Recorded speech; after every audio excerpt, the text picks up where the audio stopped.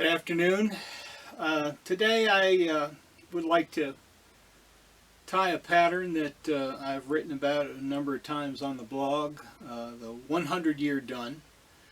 To give you a little background, I was, been a member of the Catskill Fly Fishing Museum and Catskill Fly Fishing Center for a number of years, and I was always intrigued looking at the old original flies that they have on exhibit, particularly dating back to the beginnings of dry fly fishing in the Catskills with Theodore Gordon's ties. And as while the classic Catskill style is, espoused with the upright divided wing, if you look at Gordon's own ties, generally you'll see a single clump of wood duck and the wing reclines so much. And you'll see a lot of our mayflies on the water with the same way. The wings are together. They're not spread apart. They're together if they're not moving. And they're reclined with respect to the surface, the horizontal surface of the water that the insect is sitting on. And I was intrigued with that, played with it for several years. So we'll start this fly, as I do all my large drake patterns, with the 2 extra long dry fly hook in size 10. Our green drake here in the Catskill waters is typically a size 8 fly. A size 8 standard dry fly hook is a pretty solid piece of wire. I like the longer shank, lighter weight, 2 extra long style dry fly hook. To me, the fly has better balance. We're going to be using a split style tail, so we'll wrap the thread back to the point on the shank opposite the point of the hook, and then we'll make 3, 4, 5 wraps as required to make a little bump of thread. That'll be used to anchor the tail. We're using the Coq de Leon tailing materials, the Coq de Leon rooster feathers that Whiting has out on the market in the dark Pardo, which is a dark gray to black speckled with a tan or gold. Take up 6 or 7 fibers, measure them out at hook length, and we'll take a pinch wrap to tie them on the side of the shank, right at that bump of thread. That little bump of thread helps to anchor them. And then we'll take 6 or 7 fibers for the other side of the tail and do the same thing. We'll measure them.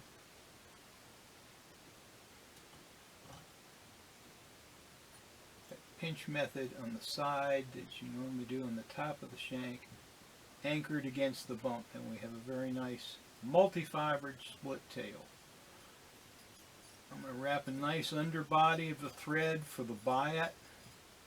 Make sure all the dark color from the tailing material is covered. You'll get a little bit of a bleed through with the bright yellow thread, so it's nice to have that, and of course the body looks better when you have a smooth underbody to wrap the biot over. This is a green drake colored turkey biot, which is a pale yellowish green. We'll tear off 1 biot fiber. We'll look for the notch at the base where you tear that fiber off, and that notch is on the fine side, the thinner side of the biot. We want to wrap with that toward the hook eye so we get the pronounced segmentation in this particular fly. Tie that in by the tip, and then get the very butt in our hackle pliers and wrap that one turn on the other. And as you wrap it, you'll see, if you haven't tied much with biots before, either goose or turkey biots, you'll see the little fibers standing up and making very pronounced segmentation along the body of the fly. It's a nice natural look. Catches water, catches bubbles, catches light. Helps the fly look alive in a big bug like this, which is always a challenge to me. The bigger the fly, the easier it is for a fish to see it's a fraud. When he's looking at a size 8, it's more obvious something's not moving and alive than when he's looking at a 20 that's sparkling at him. Okay, so we have our body tied in and tied down, and then with the thread at that point, I'm going to take a wood duck feather. Heavy barring is good. There's a lot of heavy barring in the wing of the drake, so while you can tie the fly with a clean, heavily barred wood duck feather, as it were, a flank feather, you can also use some of these feathers that, if you get wood duck in bulk, as you know I try to do, you're going to get a lot of these flank feathers with the black and white barring. Now, unless you're a salmon fly tyer using them on streamers, chances are you're not going to use a lot of those feathers. But they work nice for the wing, because I don't mind at all having that little black and white, the blotchy effect in my bunched wing. So we're going to tear off the shortest fibers on either side, taking advantage of all the longest ones. We're going to leave the stem in, unlike a standard upright divided wood duck wing. We're going to leave the stem in, and we're going to start stroking these fibers to bunch them together, to bunch them for our wing. After we get that started, I'll switch hands, continue to stroke, and push those wing fibers. I'll get in here.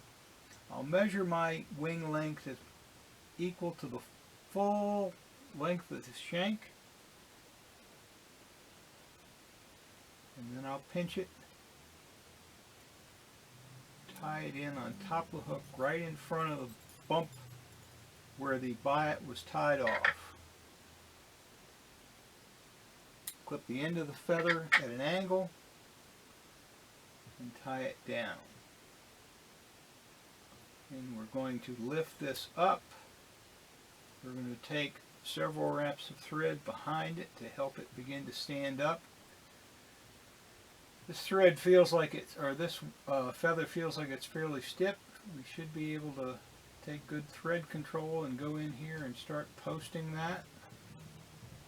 This one's not, a few fibers are misbehaving, so you can always hold it with the other hand and start your posting to control those few fibers. And you can go on, continue, wrap a little more heavily at the base, gently work your way up a couple wraps and back down, so you keep the base of that feather. See, I let it slip talking, and let those fibers flip away. You can also put a drop of cement on it if you've got a feather with a thinner stem that doesn't want to behave quite as well. And there's our bunched wood duck wing. Okay. Now we're going to start a little thorax, and I'm using pale yellow Kreinik pure silk dubbing. Very translucent. It'll get you some shine and translucence. Again, any little touch of translucence and light play on the fly, from the fly, helps mimic life. And that's what we're trying to do with our flies, is look like it's a living insect. Trout don't eat carrion, at least they try not to. They eat living things.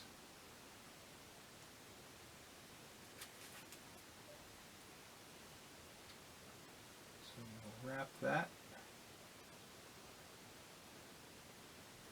Again, get the beginnings of our thorax there. And then we'll look up toward the top and edges of our cape. Charlie Collins' lovely golden grizzly, and I want a feather that's 2 sizes over. Again, it's a size 10 hook, 2 extra long, to mimic, create a size 8 fly. So I want a hackle that's sized for a size 6 fly. typical on parachutes, a common hook size, which is actually 2 hook sizes, with the English style hooks being available in the odd numbers, 13, 15, 17, etc. Shiny side of the hackle will be up, the concave and duller side is down. The fibers, you want to strip fibers, a few off the base of the hackle, but you want to strip a few more fibers off the base of the butt on the side that's in toward the post than on the other. That'll help you when you tie it in right at that location, right at that point. That will help you get the fly to lay down better, and your hackle will start wrapping much better. So then we're going to put a little more dubbing on the thread, and we're going to finish up our thorax and head portion of the fly.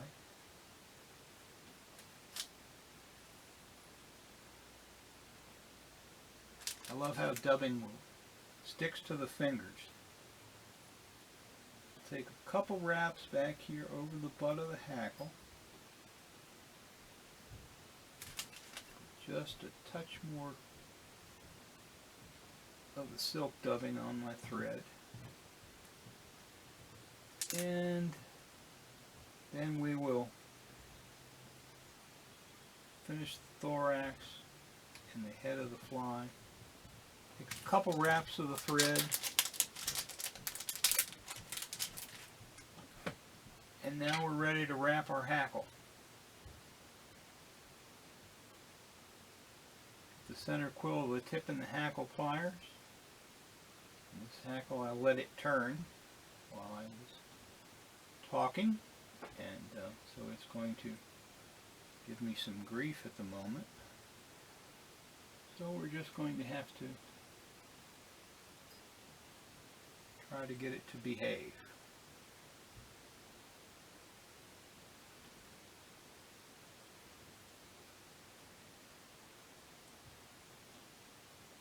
The interesting thing about trying to put a fly on film is you let your concentration lapse for a moment, and that one's going to be extremely stubborn.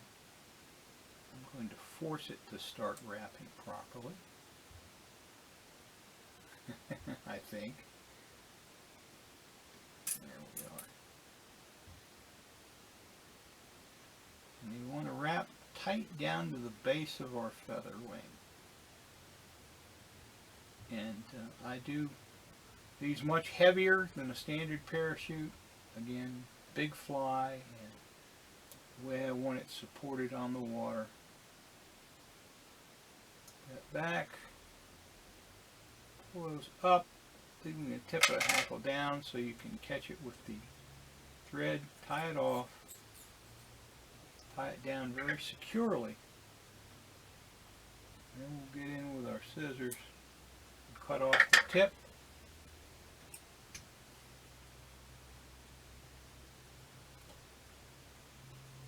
Take our whip finisher, lift the hackle fibers up, or ahead, back and retrieve the bobbin. Apparently Regal makes a tool to hang that thread, but I don't have one. Then we can lift our wing a little bit, play with that profile, smooth out our hackle where we've lifted it up, and there we have the 100-year green drake.